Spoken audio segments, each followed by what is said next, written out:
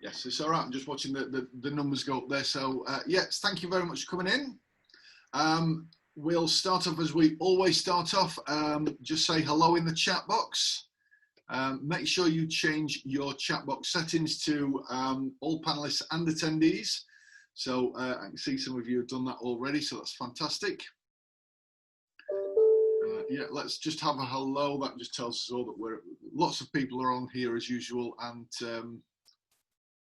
yeah, so Udaya, just change your setting from all panelists to all panelists and attendees. You can see there's a little blue drop down above where you type into the box, so just do that. Wonderful stuff. Right then, okay, well, before I introduce our speakers for today, and just whilst the numbers are still building up, in addition to saying hello, give us your win of the week. Let's find out what fun stuff, good stuff, exciting stuff has been happening over the past few days. So sunshine, yeah, that's true. Although yesterday I was sat outside working from my patio table, I got a sunburnt leg, which was caused me a sleepless night last night. So the sunshine generally good, but not for me last night. So happy for the thunder. Oh no, I like my sunshine. Okay, so lots of good stuff happening. Yep, keep those coming in as well. I suppose from a personal point of view, I've had lots of invites last week to do podcasts and webinars and stuff like that for different people. So that's been fantastic, including I'm on Kirsty's in the morning at 8:30. So I hope many of you, if not all of you, will be joining us there as well as part of the Leave No Business Behind. Good stuff. Right then. Now, again, just before I introduce our speakers, I just want to make another announcement. You may remember that a few weeks ago, we launched the awards, the Award for Excellence in Challenging Times Award. I also called it Sir Thrival, but that didn't really stick. So Excellence in Challenging Times, which just rolls off the tongue. Now, we had lots and lots and lots of award entries coming in. And the first thing that happened to them, that they were anonymized. So anybody that we asked to read them, we asked a number of people to read them, that there was no chance of them recognizing and maybe having a bias of who they were. So they have been read, and I literally mean days worth of reading has gone into reading those things. They've been absolutely, truly fantastic. So all of you who submitted an award entry, I just want to really thank you. They've been absolutely fantastic to read. Every single one of them has. You know, deciding on the top 5 has been such a difficult process.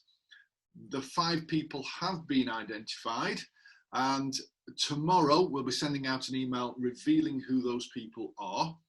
Now, on the 10th of September, this is the date for your diary, because you are the judges as to who of those top 5 people are going to win the main award. Okay, so on the 10th of September, the normal Thursday session, just like this, we'll be having those finalists on, the 5 finalists.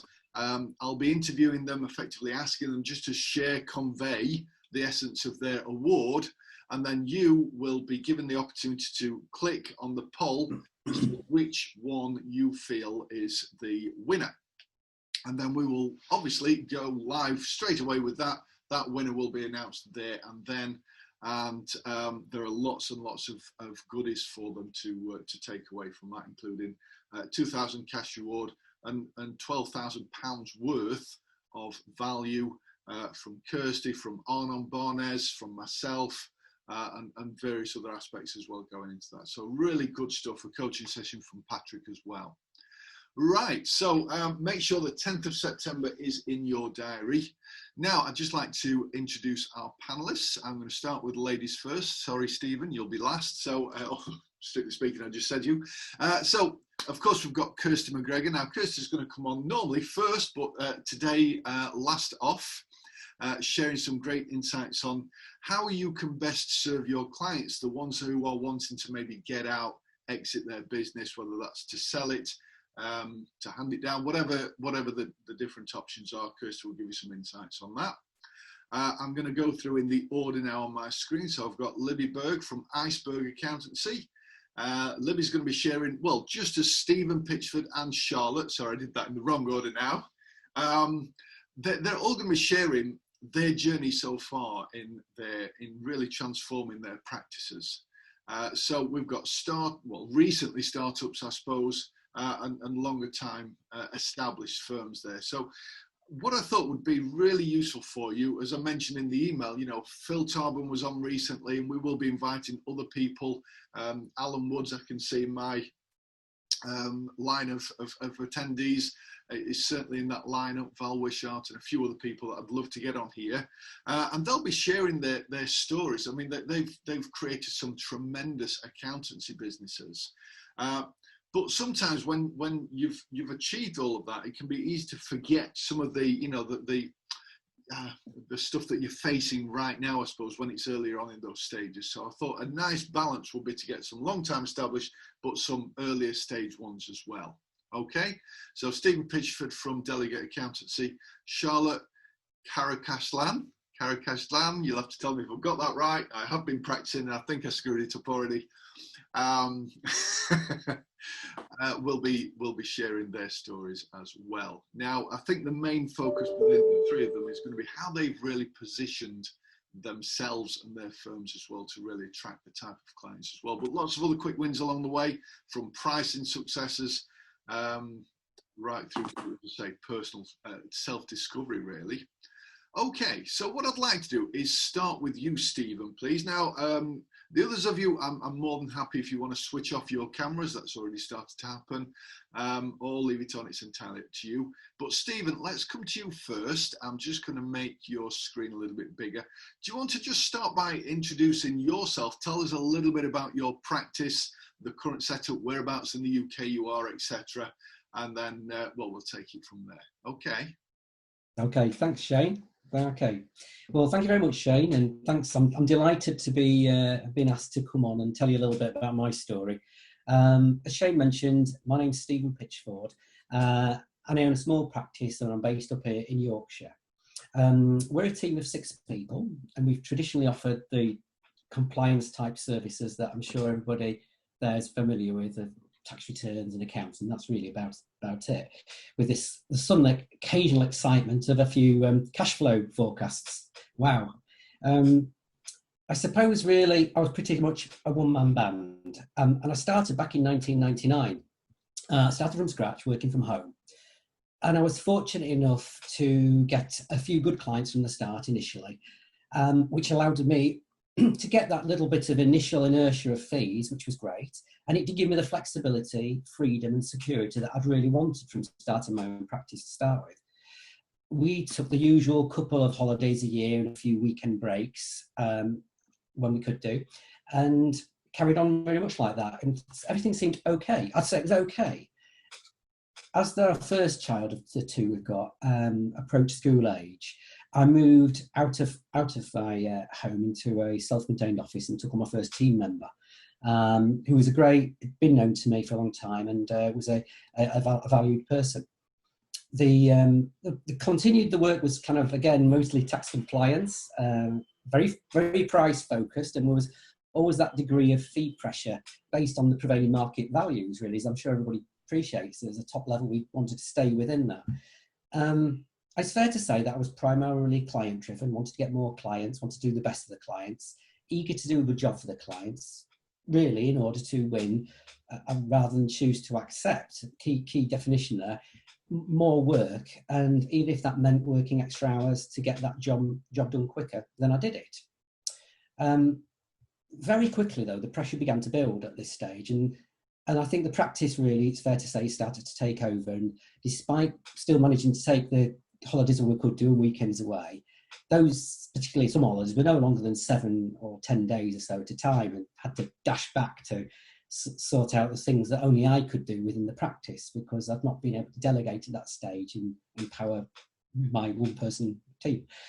As the team grew too, we got to the really giddy heights. But still, there was no real consistent standardised offering that we could really add value to clients' work. So any additional work that was seen to be help the clients, we had to build into our own profit, because the job was priced as it was, eat into our profit to give the clients more value. And really, because it was kind of almost like a free service, we didn't really get any appreciation from the clients. And I don't think they appreciated that either.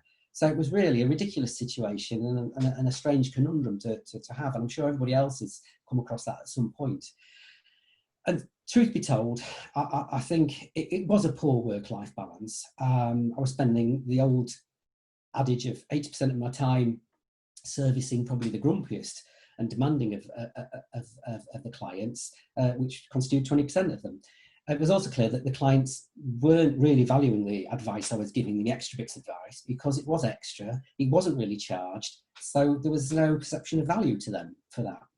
So for years that carried a bit like that way, and there's me treadmilling on my hamster wheel, and I suppose that's how it carried on. The turning point really came shortly after a really major change in my life, necessitating a period absence, when my team were there to cover for me. And I could see that the hours I'd been putting in, and they began to see that too, and they were putting in more effort, and it was clear that they too were now shouldering the stress probably I'd been suffering, but probably hadn't realised it. At that point I realised I couldn't allow this to continue anymore, and something really needed to be done drastically. And at that point I turned to AVN. I'd heard of AVN before.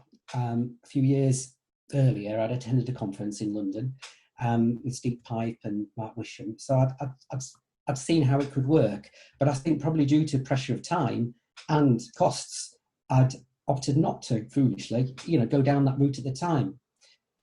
So I suppose, going back now to when we started the process about 18 months, 2 years ago, I think one of the main things that I kicked off doing as a practice was we were challenged to gain a bit of clarity over our practice as a whole, and we looked at where our practice was now and began to project where we wanted to be, challenging ourselves and setting measurable, attainable milestones along the roadmap to success, so to speak.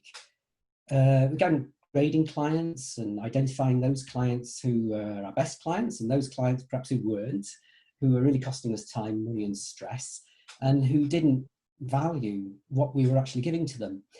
And it was a really illuminating process for us. Next, we used the pricing tools to actually raise up our pricing profile with the existing clients, first of all, but certainly with all new clients.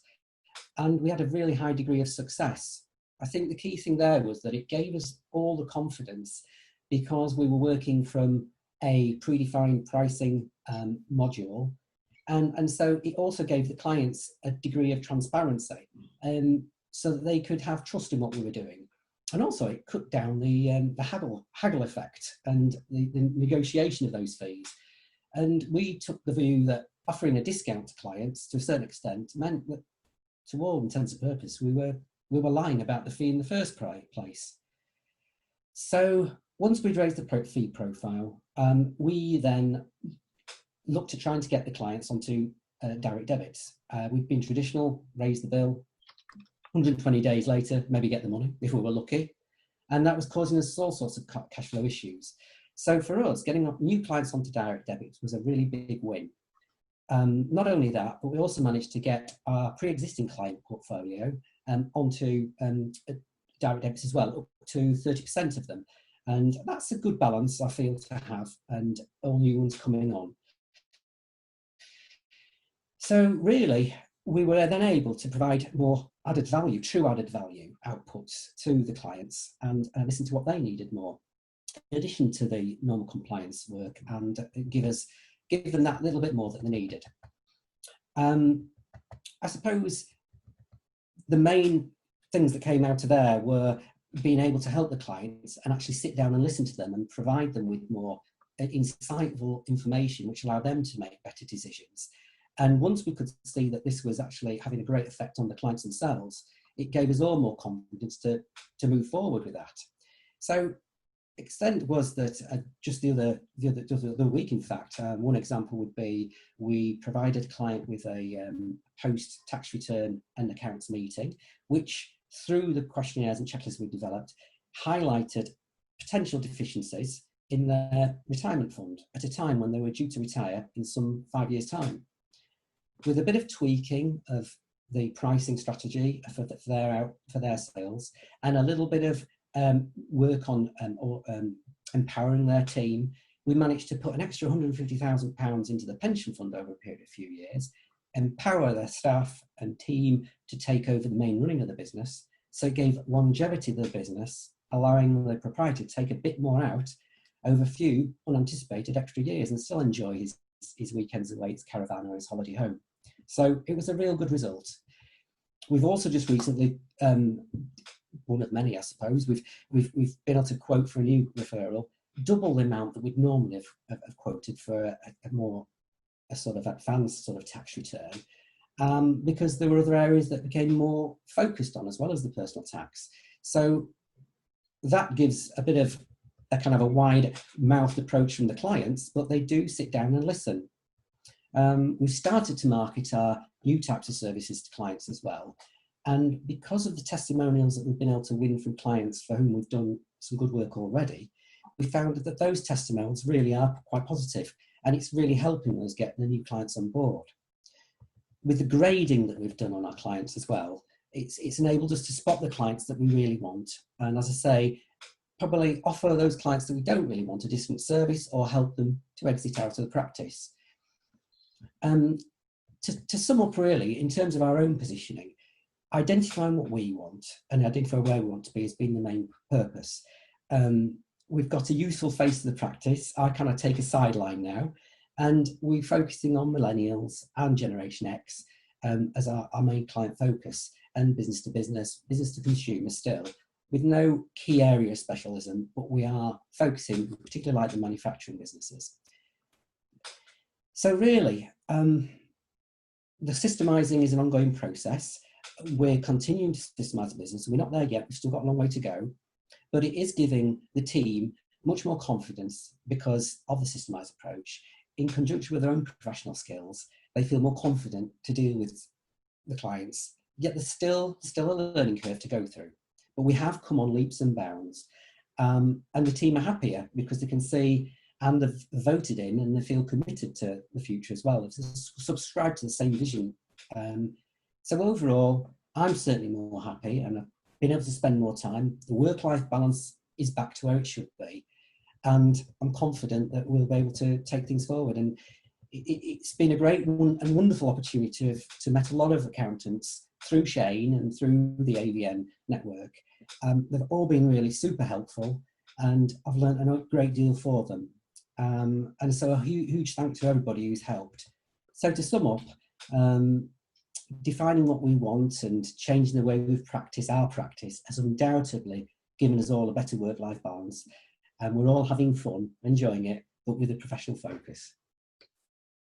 Wonderful. Thank you very much, Stephen. And please, again, express that thank you from yourselves into the chat box. Just before I hand over to our next person, there is a question in the Q&A. What was your approach to increasing your fees?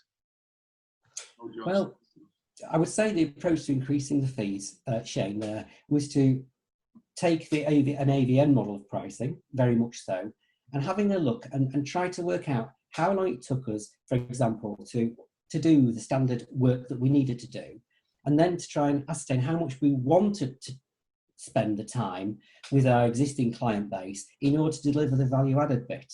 And we all wrapped that into a single cost, and that would produce the price that we wanted to be able to charge at a fee that we're both happy with. And there's different levels of services that we can offer as well. Basic level, a more advanced level, and a growth level. And the client gets to choose them, and they can pick from that list however they want to do, and they know that it's transparent.